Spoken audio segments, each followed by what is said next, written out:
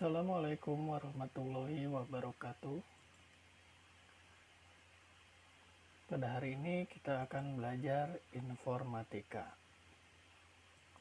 Sebelum kita memulai pelajaran, perkenalkan nama Bapak Hardiansyah.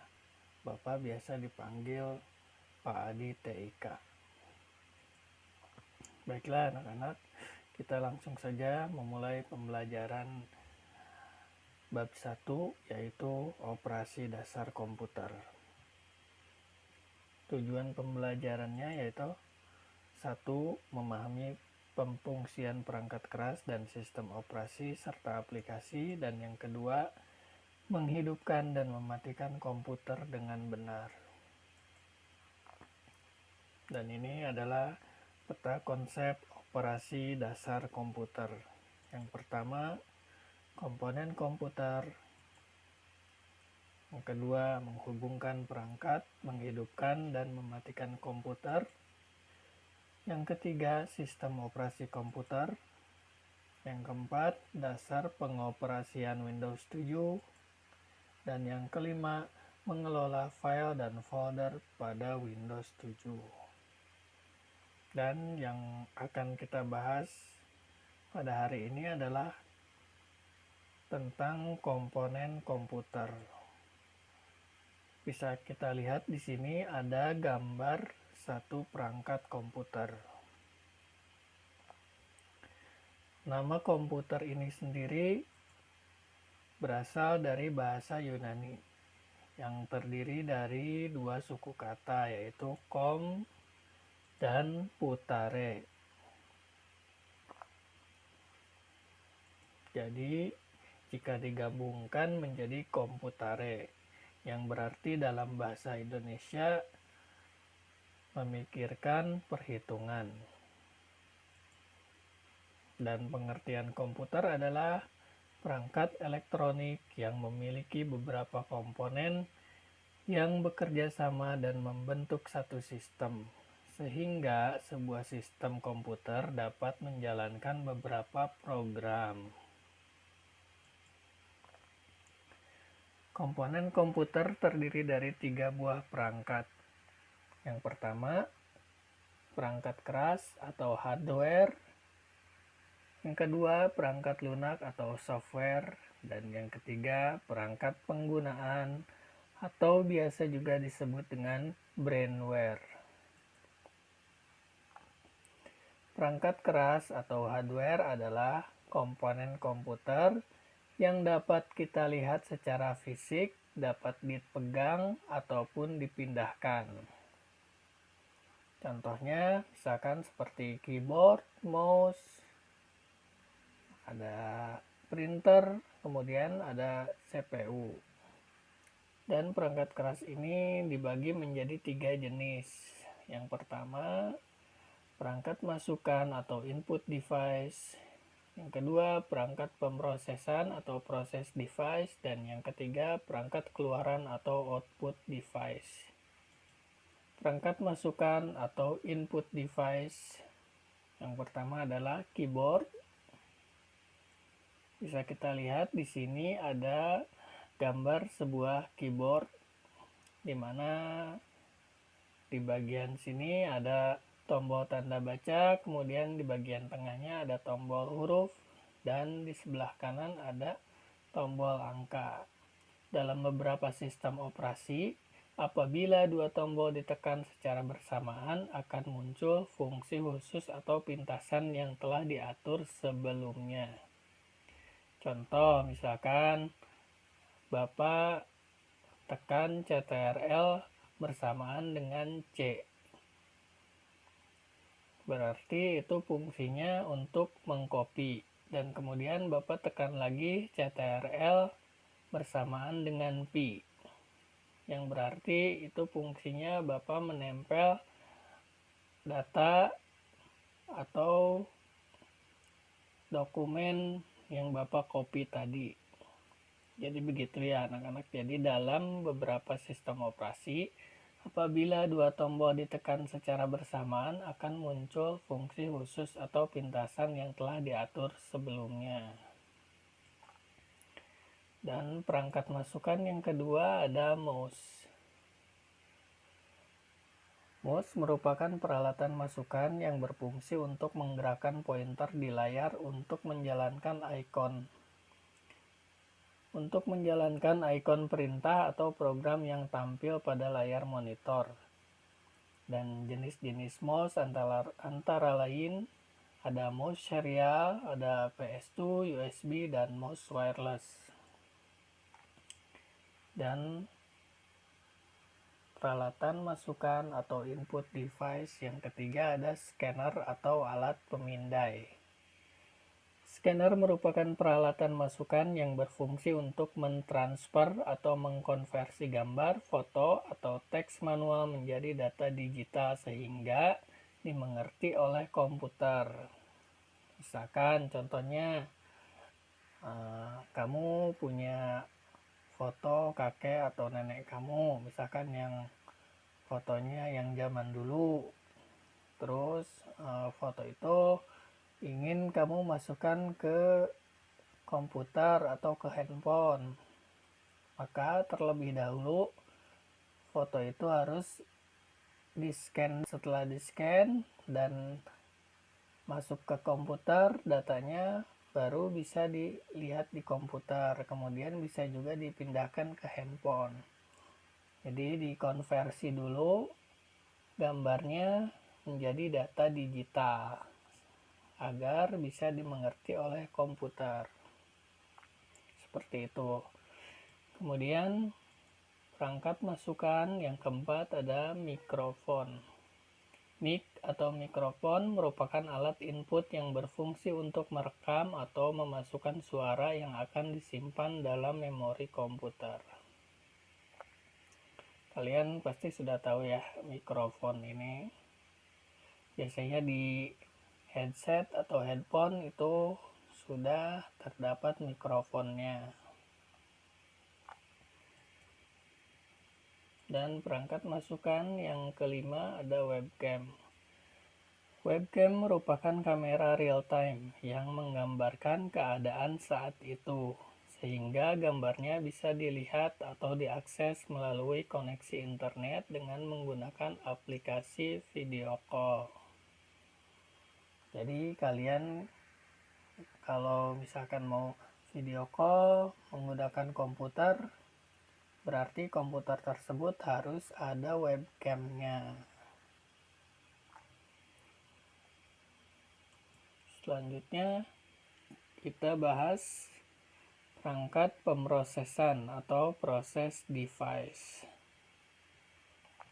Kalau tadi kita sudah membahas perangkat masukan input device, kemudian sekarang perangkat pemrosesan atau proses device. Perangkat pemrosesan atau proses device adalah urutan pelaksanaan atau kejadian yang saling terkait secara bersama-sama mengubah masukan input menjadi keluaran atau output. Perangkat pemrosesan atau proses device contohnya yaitu CPU atau Central Processing Unit.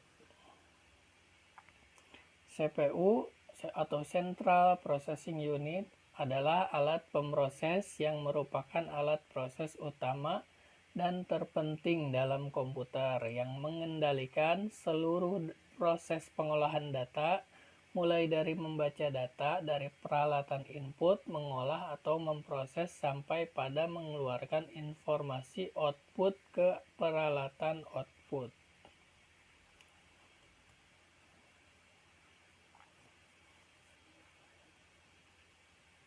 Dan CPU atau Central Processing Unit ini terdiri dari 3 bagian. Yang pertama ada ALU, Arithmetic Logical Unit, yang berfungsi melakukan semua proses yang membutuhkan perhitungan matematika dan perbandingan secara logika. Yang kedua, ada CU atau Control Unit, berfungsi untuk mengendalikan semua peralatan lainnya pada perangkat CPU tersebut. Dan yang ketiga ada register, berfungsi untuk menyimpan data sementara yang akan diproses di ALU. Jadi data-data yang masuk ke komputer sebelum diproses di ALU diregister dulu, dan data sementaranya disimpan, kemudian diproses di ALU. Dan ALU ini sendiri dikontrol oleh CU yang berfungsi untuk mengendalikan semua peralatan lainnya pada perangkat CPU tersebut. Baiklah, itu adalah perangkat pemrosesan atau proses device. Selanjutnya kita akan bahas C, perangkat keluaran atau output device. Perangkat keluaran atau output device berfungsi untuk menampilkan data, instruksi, dan informasi dalam bentuk teks, grafis, atau gambar. Di sini bisa kita lihat ada gambar monitor. Ini adalah salah satu perangkat keluaran atau output device. Monitor merupakan peralatan yang berfungsi untuk menampilkan data dalam bentuk teks, grafis, atau gambar di layar monitor. Monitor dikelompokkan berdasarkan teknologinya. A. Monitor CRT atau Cathode Ray Table. B. Monitor Flat Panel Display yang menggunakan teknologi LCD. Kemudian C. Monitor LCD, Liquid Crystal Display. Baik, itu adalah penjelasan dari monitor. Selanjutnya perangkat output. Yang kedua ada printer. Bisa kita lihat di sini ada gambar printer. Printer yaitu peralatan keluaran yang digunakan untuk mencetak data atau informasi dari komputer dan kertas sebagai medianya. Jadi untuk menggunakan printer ini harus menggunakan kertas juga untuk melihat hasil cetakannya. Beberapa jenis printer adalah sebagai berikut. Yang pertama, printer dot matrix yang terbuat dari potongan baja yang akan mengenai kertas lewat pita bertinta untuk membentuk pola titik-titik yang berhubungan untuk mencetak grafis atau teks. Kemudian yang B ada printer inkjet, yaitu mencetak gambar atau karakter dengan moncong kecil yang dapat memancarkan tinta pada kertas. Kemudian yang C, printer laser, yaitu menggunakan sinar laser untuk mengubah data biner menjadi cetakan. Jadi perbedaan yang paling menonjol dari ketiga printer ini adalah dalam menggunakan tintanya. Kalau printer dot matrix ini dia menggunakan pita yang bertinta. Kemudian yang printer inkjet itu menggunakan tinta cair. Biasanya kalau kita beli tinta itu biasanya ada yang botolan. Jadi itu yang digunakan untuk printer inkjet. Tintanya biasanya dari botol, tinta cair, atau ada juga yang berbentuk cartridge. Jadi kita beli dengan cartridge-nya, atau bisa juga beli tintanya saja untuk printer yang sudah diinfus. Kemudian yang C ada printer laser. Printer laser ini menggunakan tinta serbuk. Jadi masing-masing printer ini tintanya berbeda. Dan tentunya hasil cetaknya pun berbeda. Selanjutnya output device atau perangkat keluaran yang selanjutnya ini speaker. Speaker yaitu peralatan output untuk menghasilkan atau mengeluarkan efek suara dari komputer. Speaker sendiri ada yang sudah disatukan dengan komputer seperti halnya laptop dan gadget. Namun, kamu bisa saja menambahkan speaker lainnya untuk dihubungkan ke komputer guna mendapatkan audio yang lebih bagus. Jadi, kalau laptop kalian suaranya kurang bagus atau suaranya kurang besar, itu bisa menambahkan speaker agar suaranya lebih terdengar bagus atau lebih besar suaranya. Ini bisa ditambahkan. Selanjutnya, proyektor. Perangkat keluaran proyektor ini berfungsi menampilkan gambar atau visual hasil pemrosesan data. Proyektor memerlukan objek lain sebagai penerima pancaran signal-signal gambar yang dipancarkan. Jadi proyektor ini memerlukan screen proyektor yang berwarna putih untuk menerima gambar yang dipancarkan dari proyektor ini. Bisa juga tembok yang berwarna putih atau kain putih itu bisa digunakan sebagai media penerima cahaya dari proyektor ini agar gambarnya bisa terlihat.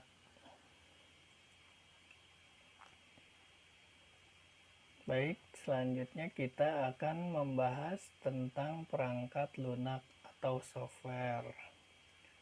Perangkat lunak atau software adalah data yang diformat dan disimpan secara digital, termasuk program komputer, dokumentasinya, dan berbagai informasi yang bisa dibaca dan ditulis oleh komputer. Perangkat lunak atau software ini dibagi menjadi 3 bagian. Yang pertama ada sistem operasi, kemudian bahasa pemrograman, dan program aplikasi. Sistem operasi berfungsi sebagai pengatur semua perangkat keras komputer yang terhubung dengan CPU. Yang kedua, untuk menerjemahkan segala aktivitas pemakai kepada CPU agar segala yang diperintahkan oleh pemakai dapat dikerjakan oleh CPU. Dan yang ketiga, mengatur semua proses yang terjadi dalam CPU. Jadi ini adalah fungsi dari sistem operasi. Dan sistem operasi yang biasa digunakan antara lain ada DOS, ada Windows, kemudian ada Unix, ada Mac OS, dan Linux. Dan yang di bawah ini adalah logo dari masing-masing sistem operasi. Ada Windows, Unix, Mac OS, ada Linux. Dan yang kedua adalah bahasa pemrograman. Bahasa pemrograman adalah bahasa yang digunakan untuk membuat program itu sendiri. Ada banyak software bahasa pemrograman. Contohnya C++, Visual Basic, Pascal, Borland, HTML, PHP, Java, dan lain-lain.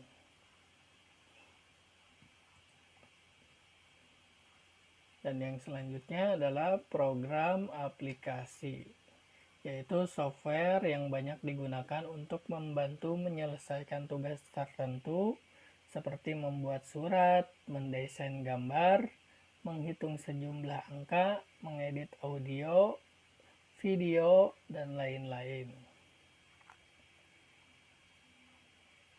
Dan yang di bawah ini adalah logo dari browser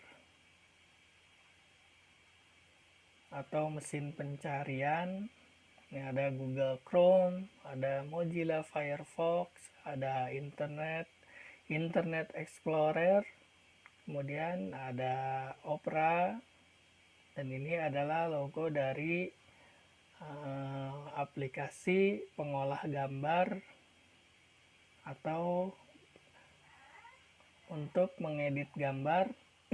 Ada Corel Draw, kemudian ini ada Adobe Photoshop, dan ini adalah logo dari aplikasi Microsoft Office. Macam-macam program aplikasi. Yang pertama ada pengolah kata, contohnya Microsoft Word, OpenOffice, Notepad, dan StarOffice Word. Kemudian ada pengolah angka, contohnya Microsoft Excel, OpenOffice, Spreadsheet, dan Lotus 123. Selanjutnya ada Database Management System atau DBMS. Contohnya Microsoft Access, Oracle, dan MySQL. Fungsi dari DBMS ini adalah agar basis data dapat digunakan secara bersama, agar proses akses data lebih mudah dan cepat, untuk menghemat ruang penyimpanan data, membantu menjaga keamanan data, mencegah dan menghilangkan duplikasi dan inkonsistensi data, menangani data dalam jumlah yang besar. Selanjutnya, program aplikasi pengolah grafis yaitu Corel Draw, Adobe Photoshop, dan Macromedia Freehand. Dan program aplikasi communication itu ada MIRC, ada Internet Explorer atau IE, ada Mozilla Firefox, Google Chrome, dan Opera.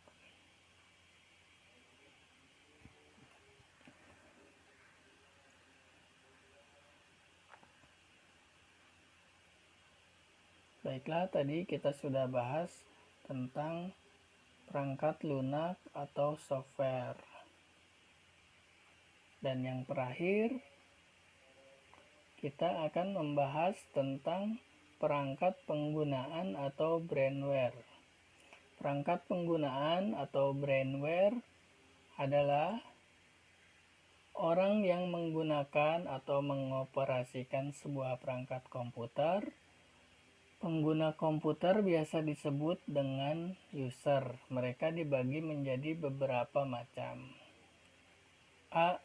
Programmer adalah orang yang mempunyai kemampuan dalam bahasa pemrograman, sering berperan sebagai pembuat program yang diperlukan pada sistem komputerisasi.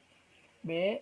Administrator adalah orang yang bertugas mengelola sebuah sistem operasi dan program yang digunakan pada komputer atau jaringan komputer. C. Operator adalah orang yang menjalankan sistem operasi dan program dalam perangkat komputer.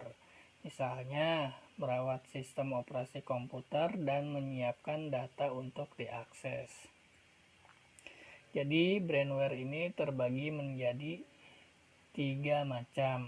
Ada programmer, ada administrator, dan ada operator.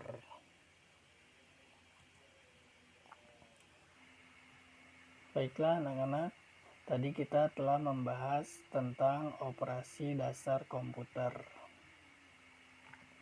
Semoga apa yang telah kita pelajari ini